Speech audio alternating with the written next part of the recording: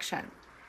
Only one candidate and his supporters have done that, have refused to say if they will accept the results of the 2024 election, and it is not President Joe Biden or any Democrat. President Trump, the question was, will you accept the results of the election, regardless of who wins? Yes or no, please. If it's a fair and legal and good election, absolutely. Will you accept the results of the 2024 election, no matter who wins? Yeah, I'll accept them. But I think, if there's no massive cheating. Senator, will you commit to accepting the election results of 2024? Bottom line. Well, at the end of the day, the 47th president of the United States will be President Donald Trump, and I'm excited to get back to low inflation, low unemployment. Wait, Senator, yes or no? Yes or no? Will you accept the election results of 2024, no matter who wins? That is my statement. Will you commit to accepting the results of this year's election? Look, Dana, I totally plan to accept the results of 2024. I think that Donald Trump will be the victory. And if it's a free and fair election, Dana, I think every Republican will enthusiastically accept the results. What about 2024? What about 2024? We will see if this is a legal and valid election. Stop right here for a second. Lifelong Republican Chris Krebs described the 2020 election as the, quote, most secure in America's history.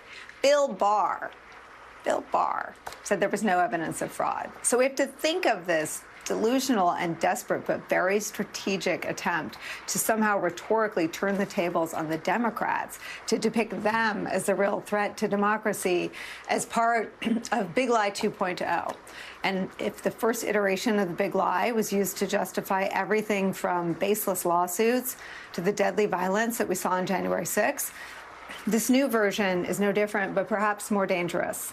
The Washington Post reports that a Heritage Foundation staffer said this, quote, the exercise would lead Heritage to file more litigation over election procedures. He also said it should help the public resist, quote, psychological operations that he claimed were being used in 2020 and are being used again. He didn't say who supposedly ran the operations. Quote, the upshot is that we will see a contested election, the likes of which we've never seen, said a professor who helped lead the simulation. Quote, if we see the kind of manipulations we saw in 2020, I wonder if average Americans who are supporters of Donald Trump will swallow that so easily as they did in 2020. The idea that Trump supporters swallowed anything or took the 2020 election results for what they were, lying down, is absurd. We all saw what they did. We all saw what happened on January 6th. A mob of Trump supporters sent by Donald Trump stormed the United States Capitol, injured, maimed, and led to the deaths of police officers, came incredibly close to harming Vice President Mike Pence and his family as Trump supporters and members of the mob called for him to be hanged on sight. Now, in response to this so-called war game presented at the Heritage Foundation, the Biden campaign responded this way, quote, this document is nothing more than an attempt to justify their efforts to suppress the vote, to undermine the election, and ultimately, another January 6th. Attempts to sow doubt about the integrity of the 2024 election months ahead of Election Day by Trump's allies gaining steam is where we begin today with some of our most trusted reporters and friends. National political reporter for the Washington Post, Isaac Arnsdorf, is back. He's bylined on that reporting in the Washington Post we led with. Hello to someone's dog. Also joining us, voting rights attorney, founder of the site Democracy Docket, Mark Elias, is back. Chief political columnist and host of the podcast In Politic for Puck, MSNBC national affairs analyst John Heilman's here for the hour. And my friend and colleague, NBC News correspondent Vaughn Hilliard, is here. Isaac, since this is your reporting that inspired the way we are starting today, take me through what you and your colleagues are reporting. Yeah, it was a little bit of a weird day at the Heritage Foundation yesterday afternoon. Didn't totally know what to expect with this transition integrity project, which was they described as like a simulation, like a role-playing game, where they had different people assigned to different parts to try to game out what might happen in the election. But part of what was so stunning about it was they reached the conclusion they reached to from that was that the sitting president, as they described their finding, the sitting president is the biggest danger to the peaceful transition of power. But that was as if Trump's efforts to overturn the 2020 election had never happened. And instead, they were talking about, as a given that it was already the case, never mind what they were predicting or imagining, but already the case, that somehow the Biden administration was engaged in using the Small Business Association and the Border Patrol and all levers of federal power, the Justice Department,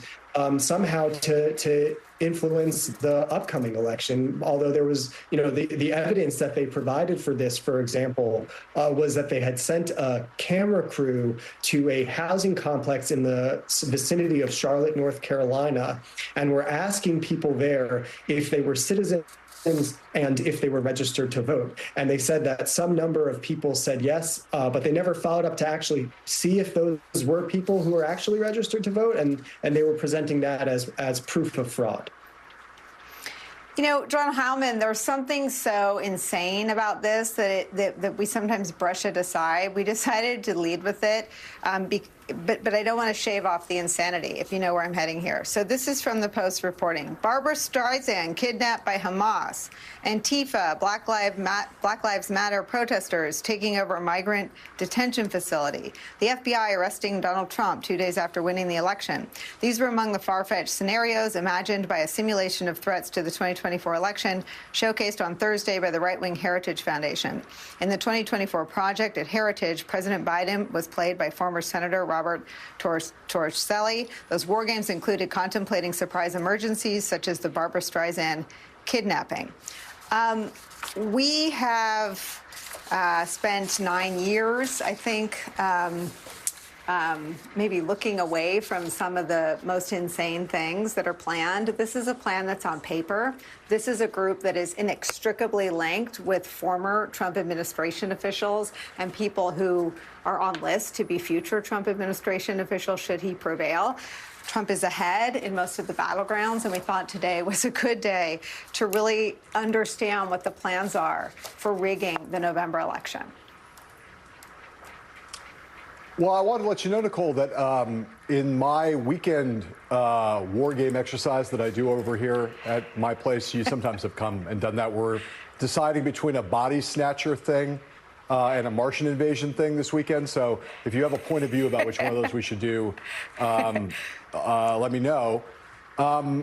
Yeah, I mean, I think this gets back to a theme that we have returned to of late, particularly because of the Project 2025 kind of exposure that it's been getting, not getting as much attention as some other stories recently, but the fact that the kind of cat's out of the bag, and I do think that it speaks to a lot of things here. It speaks to the way in which, first, it speaks to the total capture of all of these, not just of the MAGA movement, that the total capture of the Republican Party and all of the associated and ancillary extra campaign and political organizations. The Heritage Foundation, once upon a time, was a mainstream conservative organization in Washington, D.C. Now they are not just a MAGA organization, but they are doing war games of this kind, I think largely, maybe not large, let's say, but at least partially, to continue to curry favor with Donald Trump. These are like so much of this stuff is performative. And it's performative. These are new kinds of rituals, bizarre rituals that are enacted by previously respectable institutions in order to curry favor with the cult leader, with the dear leader, with Donald Trump. You do these things in order to get in his good graces and to maintain your credibility. I'm sure they have had this plan for a very long time. But as Trump distances himself, at least publicly, from some of their work, I bet they were really happy to be doing this. There's kind of there's a quality of this way, hey, you never know what's going to happen with Trump. We got to keep currying favor with him.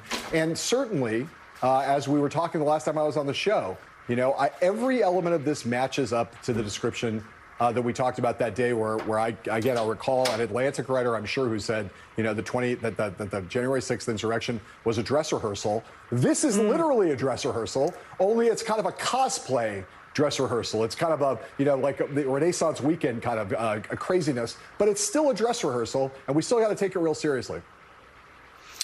Mark Elias, there was no lie more vigorously battled by people that didn't battle much of anything, right? I mean, there are not a lot of stories of Bill Barr standing up to Donald Trump until he started lying about the results of the 2020 election.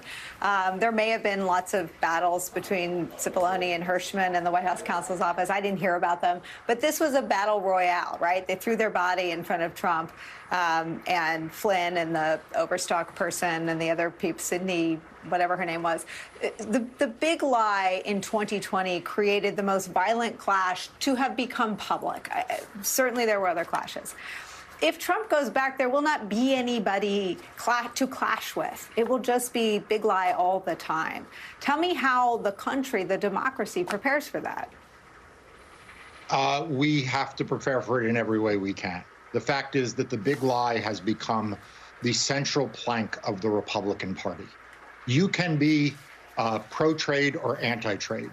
You can even oppose the NRA and be within the Republican Party. The one thing you can't be in the Republican Party today is in favor of free and fair elections or to speak the truth about what happened in 2020 when Joe Biden won in a landslide and Donald Trump filed frivolous lawsuit after frivolous lawsuit. And then when those failed, he inspired a violent insurrection in the nation's capital.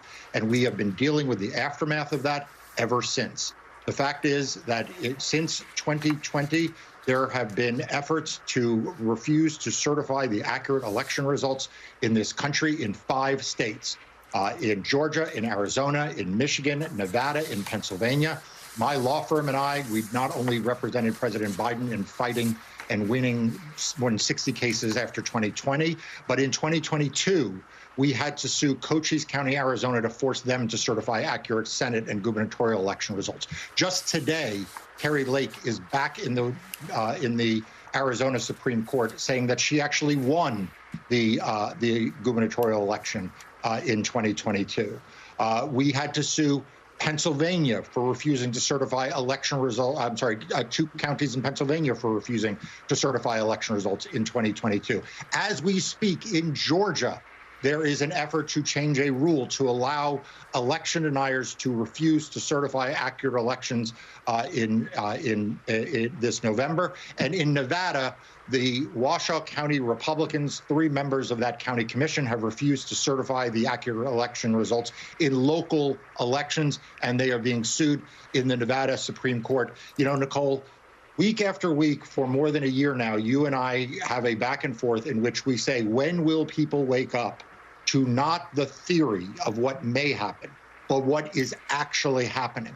I am here to sound the alarm one more time that everyone needs to understand that in a few months we will have an election, and Republicans are looking to undermine it through voter suppression, but also through election subversion and refusing to certify Democrats the winner. It is the place, Von Hilliard, where, I mean, the right has become a fact-immune echo chamber, but it's a place where money didn't break the mythology either. I mean, $800 million that were paid out from Fox News to Dominion, multiple other lawsuits from right-wing news organizations, and no one has made a dent in the belief system, the power of the lie, or the refusal of anyone in positions of responsibility or authority to knock it down. Right, and I know from being on the campaign trail, Isaac often out there with me, I know that he's had these countless conversations as well, is that it's more than just the 2020 election that is not to be believed by a great cross-section of the American electorate, but it's about what comes just 4 months from now in November. And it is consistent belief that if the election results were to come out and Joe Biden were to have won the election, they say very frankly that they would not trust the election results. And what does that bring after? That is unclear. Several people tell us revolution, right? Civil war, violence, an effort to take over government buildings. And I think that that is where this report here from this organization that Isaac was prudent to be on top of and covering is notable, because there is explicit suggestion that Joe Biden, if he were to be found to have won the election, would somehow, or lost the election, whichever the American public would perceive it to be, would somehow not turn over power. Just part of the report from this group released yesterday is, quote, President Biden is very well positioned to hold the White House by force in the case of an unfavorable electoral outcome. The lawlessness of the Biden administration makes clear that the current president and his administration not only possess the means, but perhaps also the intent to circumvent constitutional limits and disregard the will of the voters should they demand a new president. There are prominent voices in the Republican right-wing movement today, including folks in this organization through reports like this, that are suggesting that there is already an effort underway to circumvent, to make this not a fair election law, like suggesting in this report that undocumented immigrants are being signed up when they cross the border, which is just inherently not true. It's amazing. All right, we're going to keep digging. No one's going anywhere. Still to come for us, Michigan's top election official will join us. She watched what they tried to have happen with the vote in 2020 in her state. She'll be overseeing the election in Michigan in 2024 again as well. We'll check in with her. Today, there's also new reporting that fake electors, including from Michigan, will show up next week in Michigan as official delegates of the Republican National Convention that starts in just a few days. Michigan's Jocelyn Benson will be our guest on that and much more coming up. And later in the broadcast, wait until 2025. That's an ominous warning from another one of Project 2025's co-authors. Following Donald Trump's first-term family separation policy, we'll show you what the group has planned for mass deportations in this country should the disgraced ex-president take back the White House. All those stories and more when Deadline White House continues after a quick break. Don't go anywhere today.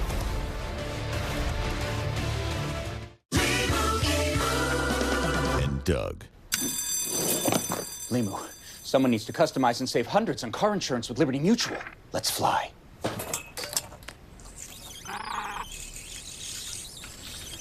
Chief? Doug. Oh, wow. I thought you were right behind me. Only pay for what you need. Liberty, liberty, liberty, liberty. You founded your kayak company because you love the ocean, not spreadsheets. You need to hire. I need Indeed. Indeed you do. Indeed Instant Match instantly delivers quality candidates matching your job description. Visit Indeed.com/hire. At Fisher Investments, we may look like other money managers, but we're different. You can't be that different. We are. We have a team of specialists not only in investing, but also in financial and estate planning and more. Your clients rely on you for all that? Yes, and as a fiduciary, we always put their interests first. But you still sell commission-based products, right? No, we have a simple management fee structured so we do better when our clients do better. Huh, we're more different than I thought. At Fisher Investments, we're clearly different. I'm so excited. I'm finally here in the city.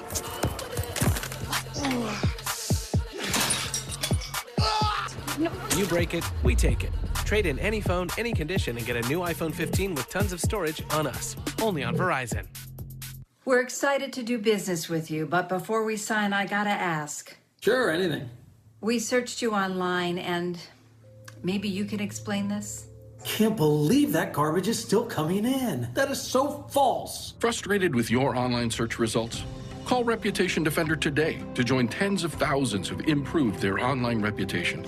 Get your free reputation report card at reputationdefender.com or call 1-877-866-8555. After Homoglow cleaned our place for $19, we fired our old housekeeper. Homoglow tackled everything from our kitchen to our bathroom, all our laundry. You just pick a date, pick a cleaner, and enjoy a spotless house for $19. Super Beta Prostate is the #1 urologist-recommended prostate supplement. And now, you can find it in every Walmart nationwide. Don't ignore your prostate health. Get Super Beta Prostate. Hi, what's your name? This is our new friend. We'll talk about it later, right? What does a cat need? Chewy's here. No. Second.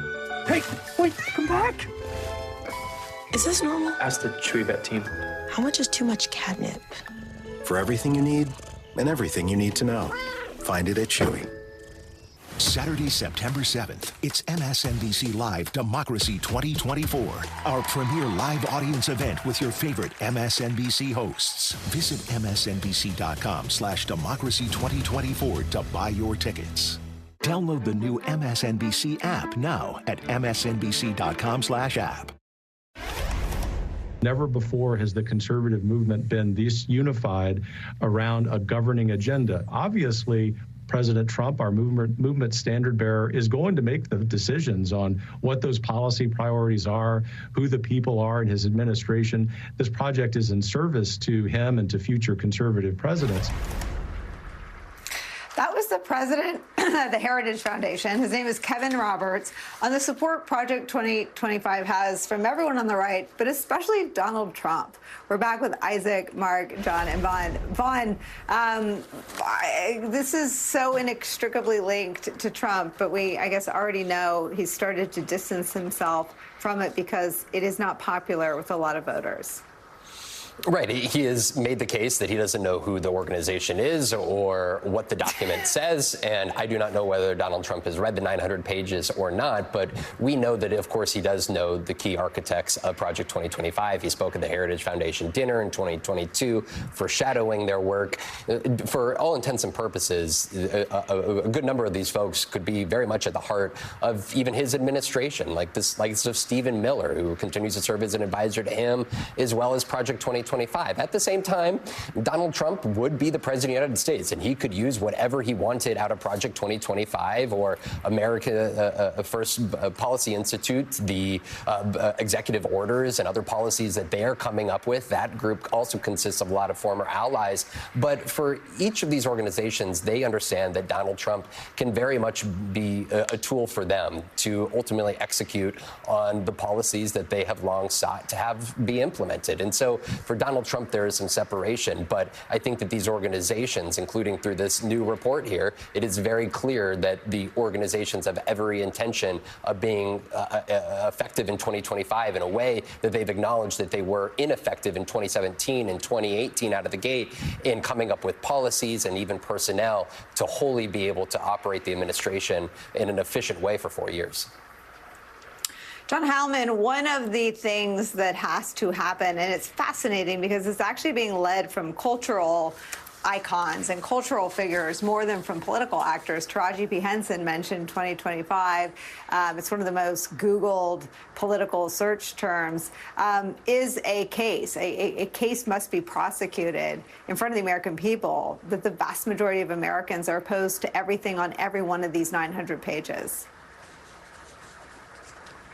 Well, that's for sure. And I rarely ever want to take exception to anything Vaughn Hilliard says, but I will say that I will bet every dollar in your bank account, Nicolle, that Donald Trump has not read 900 pages of this report.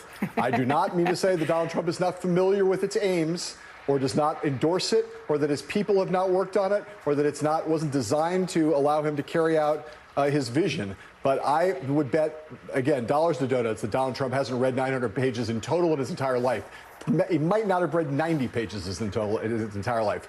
That said, it is absolutely correct that on the cultural side, on the political side, on every side, when somebody lays out a vision for government that's this clear and this disturbing and this far outside the mainstream of what American voters want, it's imperative, absolutely imperative for all of those who are on Team Democracy, and I would say more narrowly in the context of a presidential campaign, on the part of the Biden re-election campaign, the Democratic National Committee, every part of the Democratic and progressive infrastructure, and the moderate infrastructure, not just the progressive ones, to try to raise the profile of what is in these documents and pin them to their owner. And that owner, despite, I'm sure, not having read 900 pages, their owner is Donald Trump.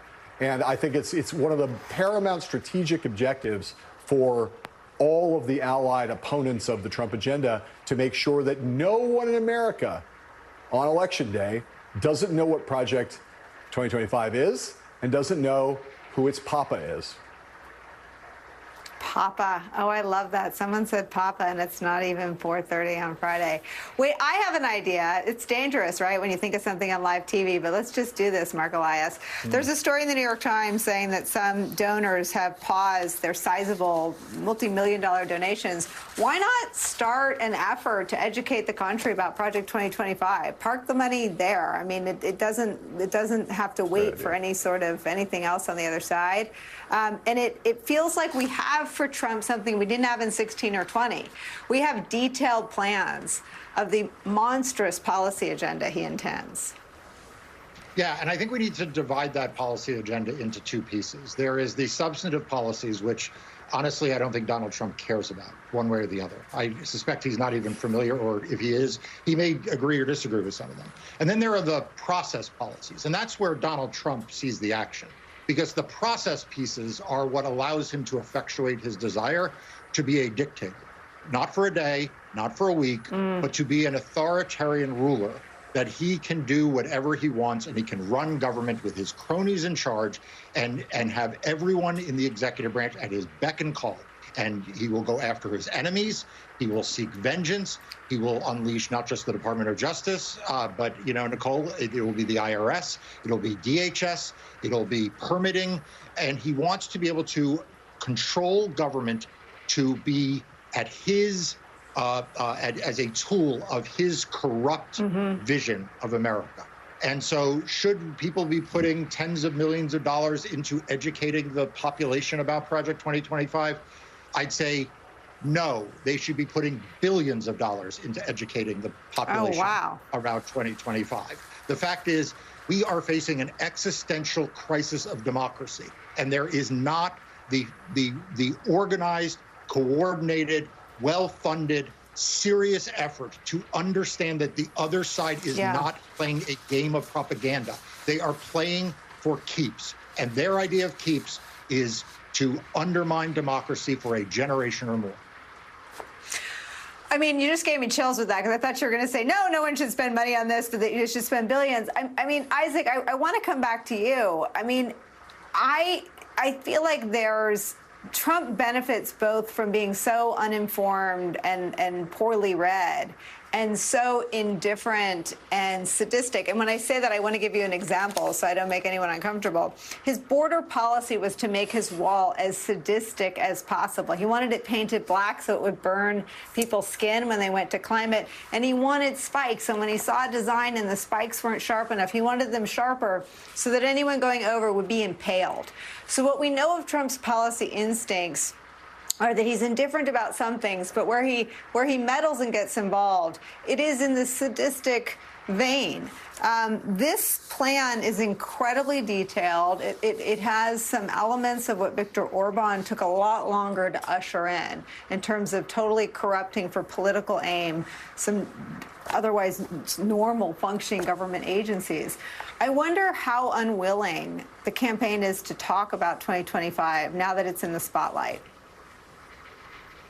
Well, yeah, I mean, you see them smacking them down repeatedly, and they seem to not get the message and, keep talking and, saying things like it's a second American Revolution. And so then the campaign smacks them down again. And, John was talking earlier about the extent to which this is performative, about currying favor with Trump. If that's what they're looking for, it's the opposite is what is happening. I mean, the campaign, and I understand Trump himself, are furious with Heritage for not getting the message that they should be lying low and keeping their mouths shut, and are causing all this bad publicity and distracting from the message that Trump and his campaign want to be putting out. But again, there's no escaping how the proposals are kind of working out the details of the general ideas that Trump is campaigning on, and he's not a details person. So there's a sense in which they're trying to have it both ways. They don't want to be responsible for what they don't want to be responsible for, but you can bet that if they do win the election and end up in office, they'll be grateful for all of the work that's been put in advance by a lot of these same people. Isaac Arnsdorf, Mark Elias, Vaughn Hilliard, thank you so much for this conversation. To be continued. John sticks around for the hour. Up next for us, as Donald Trump and the Republicans step up their attacks on Vice President Kamala Harris, there's new reporting today on how Democrats are stepping up their own efforts to defend her. That story's next. Upgrade your bra for more confident posture and less pain. Tommy Copper's newest bra is designed to keep your shoulders down, back, and relaxed. Carry strong, confident posture all day. Go to TommyCopper.com and upgrade your bra today. Tommy Copper's full back support compression shirt fights back pain. If you do this or this, Tommy Copper's got this. Fight back pain. Go to TommyCopper.com today. You need this. Trust me. Everywhere but the seat. The seat is leather. Alan, we get it. You love your bike. We do too. That's why we're America's #1 motorcycle insurer. But do you have to wedge it into everything? What? I don't do that. This reminds me of my bike. The wolf was about the size of my new motorcycle. Have you seen it, by the way? Happy birthday, Grandma! Really? Look how the brushstrokes follow the line on a gas tank. Hey! Brought my +1. Jamie. The love between a newborn elephant and her mother is unlike any other. It's an unbreakable, lifelong bond.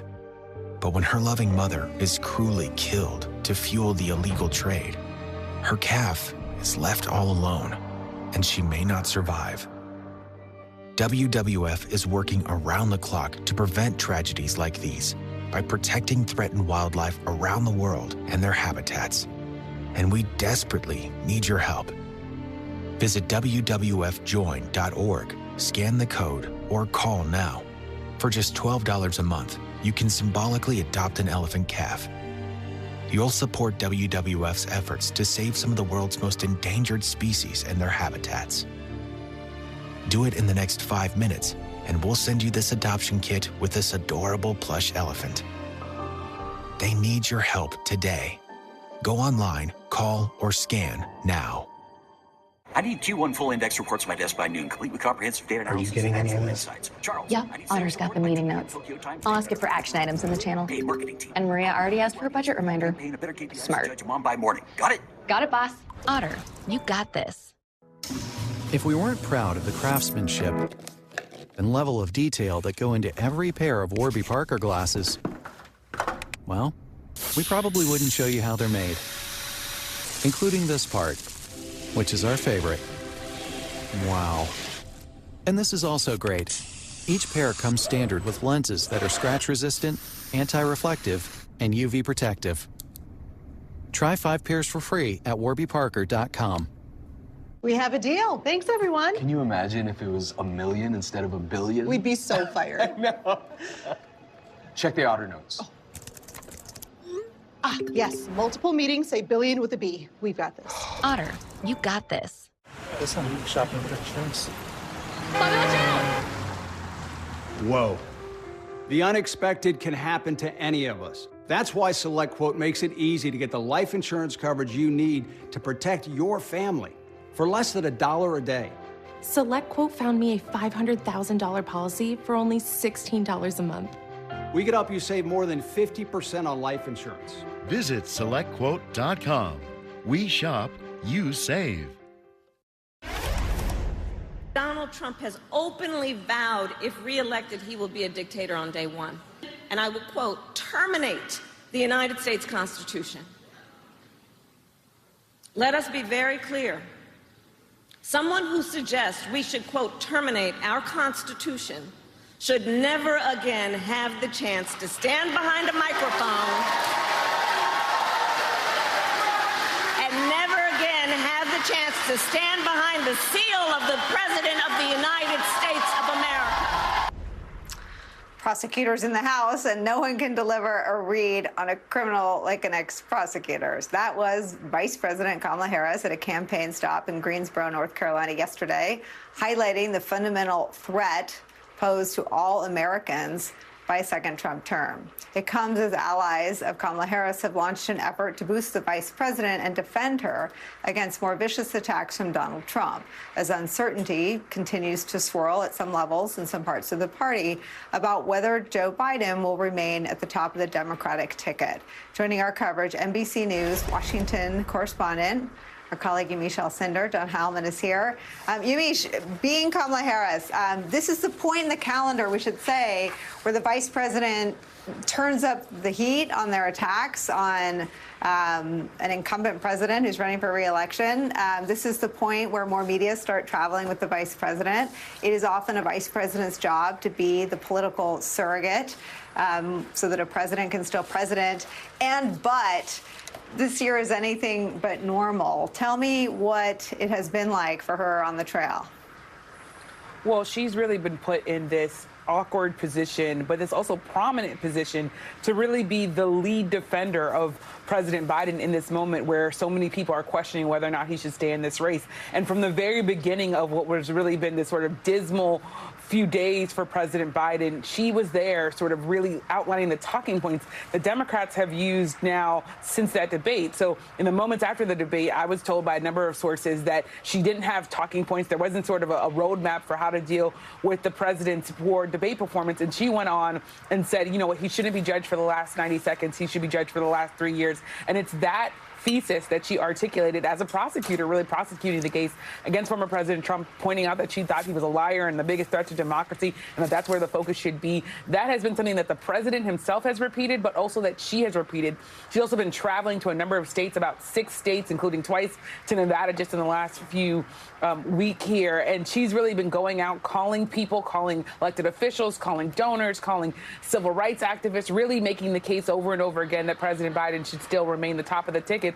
And she's doing this as she's starting to get more intense support for people to say, well, you know what, if Joe Biden does step down, there's no one else that should come but Kamala Harris. And there are a number of people, Black Democrats in particular, but I say donors. I was just on the phone with a big donor group that's really launched millions of dollars in bolstering her in this moment, and looking at research and doing polls just in the last week and a half on her particular, talking about the fact that she is focusing and has a sort of ability to mobilize young voters and voters of color in particular. But the K-Hive is getting started, right? You have all these people that are sort of buzzing about her, but also she's still saying, look, I don't want to undermine the president. I want to be loyal. If he wants to stay in, I'm going to stay there with him. So while she's balancing all of this, it's been sort of a really, I think, wild point for her, but it's also been a point where she's stepped up and really shown strength and convinced some people who were really critical of her, who were really questioning whether or not she could be a president or she could be, even in 2028, someone the party could look to. A lot of those people have quieted down and say, yeah, we see in her a strength that would be good for the presidency.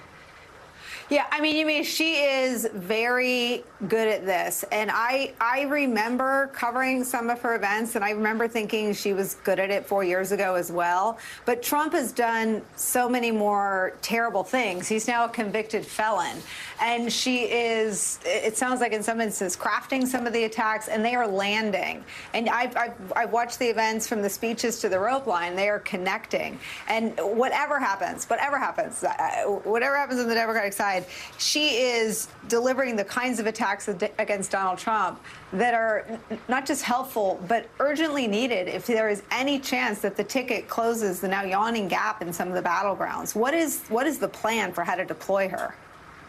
Well, the plan right now for how to deploy her is to keep having her go out into the country and talk to voters directly. The Biden campaign, as well as people who are sort of bolstering and spending a lot of money, making sure that she's someone who is going to have protection from all of the incoming attacks, the increasing attacks, I should say, by Republicans who are really starting to put a target on her back as they see her get stronger. The plan is to really help protect her and help really explain to the American public who she is, her background, her history as a prosecutor, her history as a trailblazer, because, of course, it's not just that she was the first Black vice president, but she was the first statewide Black attorney general in California. She was only the second woman, from my understanding, to serve in the U.S.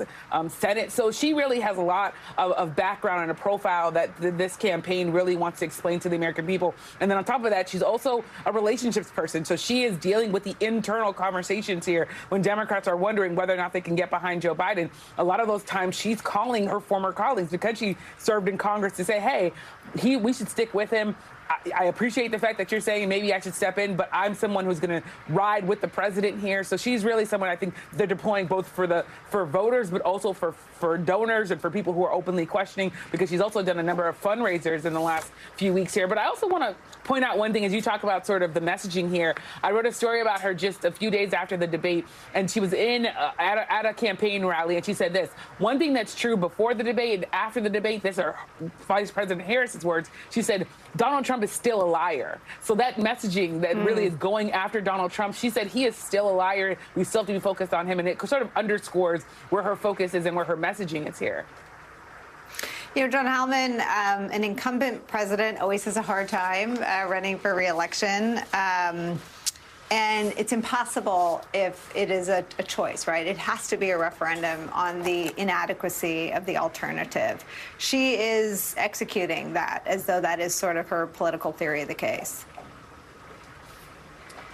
Yeah, well, yes. Although I think of that always as the opposite way, Nicolle. It's like you have to take it from being a referendum on you and your performance, a up or down vote, right, to making it into a choice between you and the alternative. Yeah. In this case, you're trying to sort of turn it into a referendum on Donald Trump.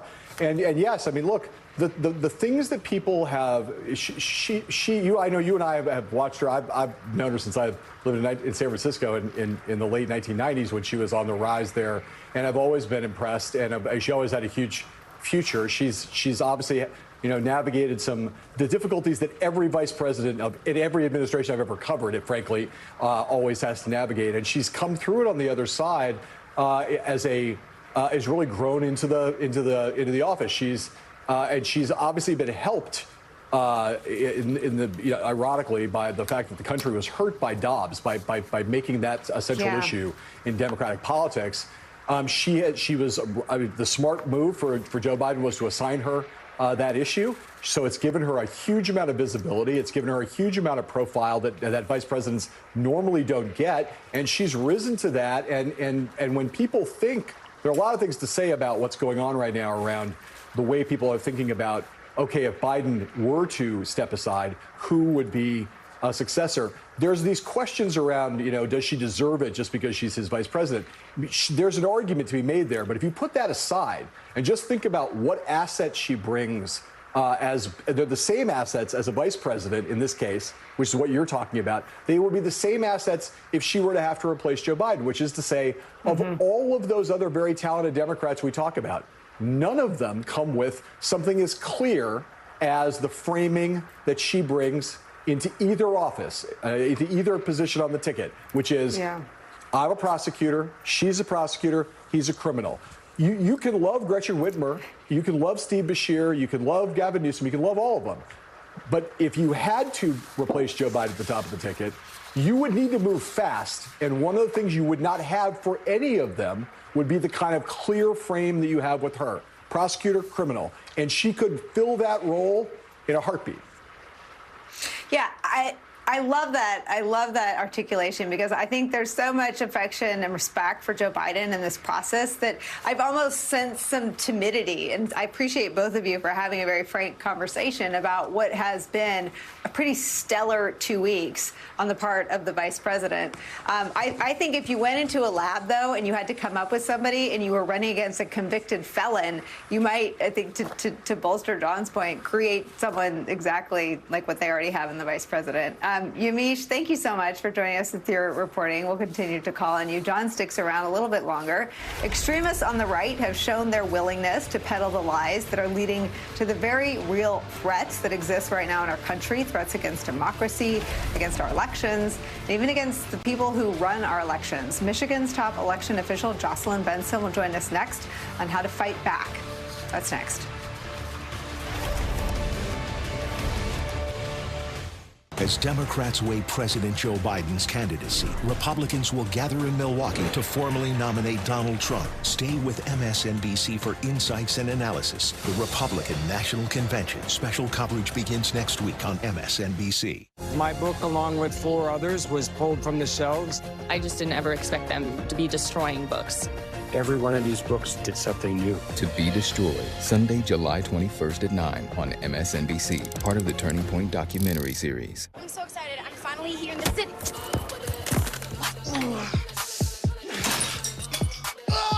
You break it, we take it. Trade in any phone, any condition, and get a new iPhone 15 with tons of storage on us. Only on Verizon. My name's John. I enjoy working in the shop. I like to fabricate things in plastics, metals, woods. I'm 70 years old, and I'm still enjoying life, and I take balance of nature. By having those fruits and vegetables, the balance of nature, and having that product and using it makes a difference. Get 50% off your first set when you order as a preferred customer and use discount code LOVE.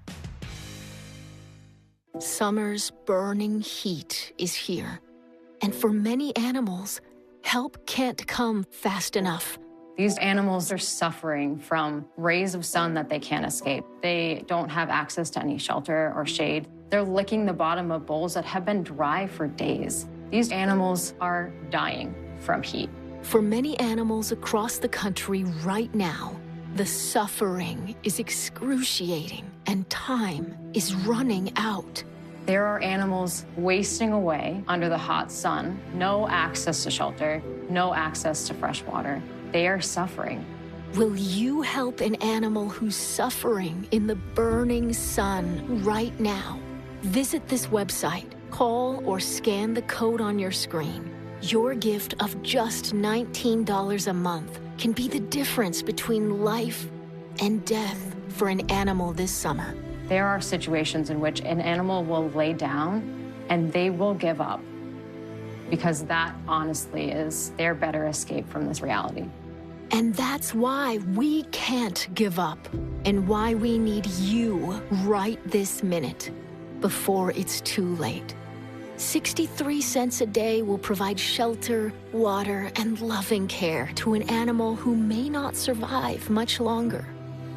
Say yes to pulling an animal out of the burning heat today.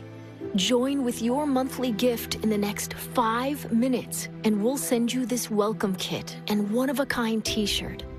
We know it's our responsibility to give them that shelter as soon as possible, to get them that water, to give them that chance to survive. So please, don't wait another second. Help rescue an animal today.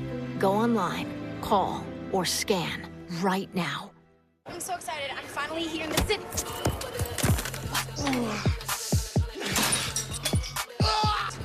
You break it, we take it.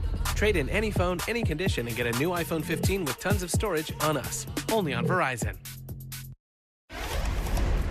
The election-denying convicted felon ex-president is set to be officially nominated by the Republican Party at the Republican National Convention by, wait for it, fellow election deniers who themselves are facing criminal charges. Embracing the old adage, fake it till you make it, new reporting details how next week's RNC is set to be infiltrated with party delegates who were part of the fake elector scheme, some of whom have been indicted for their efforts to overturn the 2020 election. According to reporting in CNN, these delegates represent the battleground states of Arizona, Georgia, Pennsylvania, Michigan, Nevada, New Mexico, and Wisconsin. An ex-GOP Congressman Adam Kinzinger puts it this way, quote, election denialism is like the new price of entry. These people that were in the fake elector scheme or got a mugshot, they're now the heroes of the movement, and they've taken over the party. John Heilman is back with us. Michigan Secretary of State Jocelyn Benson will join us in a couple of minutes. John, we've talked a lot about the Overton window moving. It's now, moved so far. Some of these people are going to be facing criminal trials for their role in the fake elector scheme. It was the part of the scheme that Supreme Court Justice Clarence Thomas's wife, Ginny Thomas, was involved in, sending emails to state legislators. And now there'll be delegates at this convention. How are you thinking about next week's convention? Well, it's a really good question, Nicolle. I mean, in the sense that, the Overton window is now, as wide as the Holland Tunnel, or I don't know, as far off in outer space as, the third rock from the sun. I don't know. I guess that's the Earth. I bet it's a moon of Pluto or something. I don't really know where to locate the Overton window anymore. I used to think I knew where it was, and now I'm like I don't know. It's not any, my GPS can't track it. I think that there is this there is this interest. To me, part of you're asking me how I'm thinking about the convention. Here's what I think a lot about right now. I think a lot about the fact that at the same time, the Overton window, that there is this madness, this lunacy, these ways in which the Republican Party that now exists, and this is going to be the most banal thing I've ever said on this show, is like not anything like the Republican Party that you were once a part of. It's not like the Republican Party that I grew up with. It's not like any Republican Party of any convention I've ever covered. Remember, we didn't have a convention in 2020. The last convention we had was the convention in 2016, and that convention was not totally MAGA, right? Ted Cruz launched a floor fight against Donald Trump on the convention floor in Cleveland in 2016. There was still the vestige of the old Republican Party. It was radicalizing, but it wasn't anything like what it is now. So that's one side of the coin. And then there's this other side of the coin, and you see this in that Tim Alberta piece in The Atlantic that's just out that a lot of people are talking about. Fantastic reporting by Tim Alberta. But you see this Chris LaCivita, Susie Wiles kind of professionalization of the campaign. And there are people who will say, don't talk about that. That's not real. It's real. I don't think Donald Trump has changed at all. But if you compare the Trump campaign in 2016, which barely existed, to the Trump campaign in 2020, which had was still an SHIT show, this group is something that looks a lot more like presidential campaigns that you have worked on. These are serious people when it comes to, so when I say serious, I mean they are serious professional operatives who are doing things that any serious professional operative would do with a normal campaign. Now, that obviously raises all kinds of crazy moral questions. Why are you guys who are, these kind of basically normal operatives working for a budding autocrat, dictator, authoritarian? But that kind of tension, a really professionally run convention that also is basically designed to cater to the crazy, wherever the Overton live, the people who live wherever the Overton window now exists in this space. That tension is the thing that, as a narrative matter, that's like, well, I'm going to roll into Milwaukee. That's the kind of story that's going to be buzzing in my head, at least when I arrive there, until I get hit with the crazy in the face and I have to just go back to my room and go to sleep.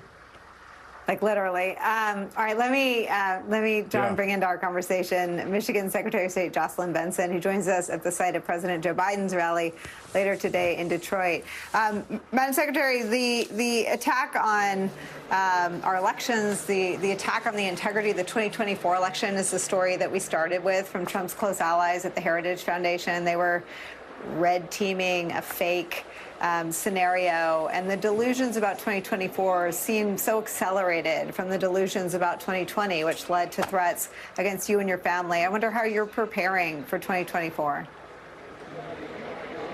I'm bracing myself for what could really be not just a redux of what we experienced, but an intensification. We certainly see the coordination, the sophistication of anti-democracy forces is much stronger than it was in 2020, and that has me and many of my colleagues very concerned.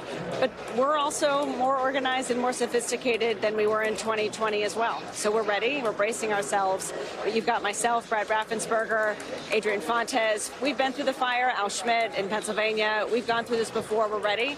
But we also know the organization that we are facing this type around and the seriousness of and implications for democracy this year is far much worse than what we dealt with perhaps or faced in 2020. You are at the site where President Joe Biden is set to speak. What is sort of the state of his candidacy in Michigan? What does he need to do? What are you hoping to hear?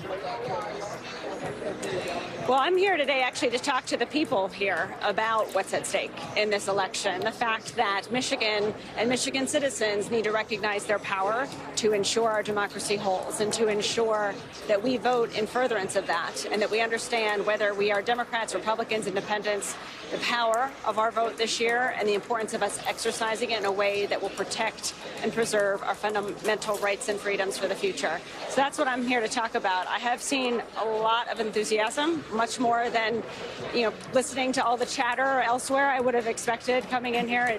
There's a lot of enthusiasm here, both for the president and for what's at stake in this election.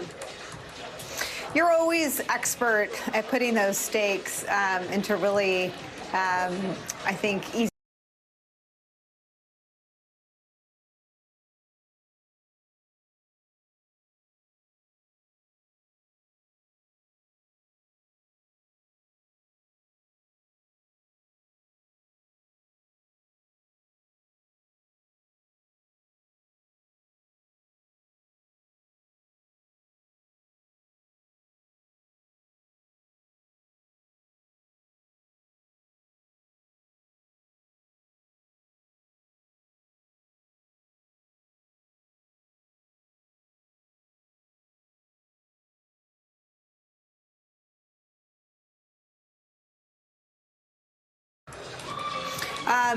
In your view, has the president's performance at the debate 2 weeks ago made it harder to stay focused on that message, Madam Secretary?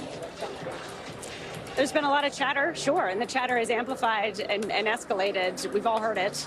And it's, in my view, fed right into the goal of anti-democracy forces, which is to create chaos and confusion and fear. And so I'm going to continue trying to be very clear to the voters all across our country and in Michigan on what's at stake, that despite the noise, the distraction, and chatter, we have votes to take this fall, and those votes will determine our ability to vote in the future. And we can't take our eye off that focus, no matter what names are on the ballot or how we may feel about them. Project 2025 and everything else that is also out there right now has made the stakes incredibly high, and we have to all, as a nation, stay focused on protecting and preserving who we are as Americans this year. So, yeah, I'm going to continue saying that and trying to cut through the noise and confusion with that clear message, and I hope other leaders will do the same. Secretary Jocelyn Benson, I really appreciate you. John Hallman, my thanks to you as well. I think you're coming back. Aren't you coming back? Yes, I think so. Oh, you're coming back. Okay, so I thank you, yes, but I'm not saying goodbye to you. John Hallman sticks around a little bit longer. Coming up for us, Team Trump has more radical plans. They involve the southern border, going far beyond even the horrors we saw in his first term. That story after a quick break.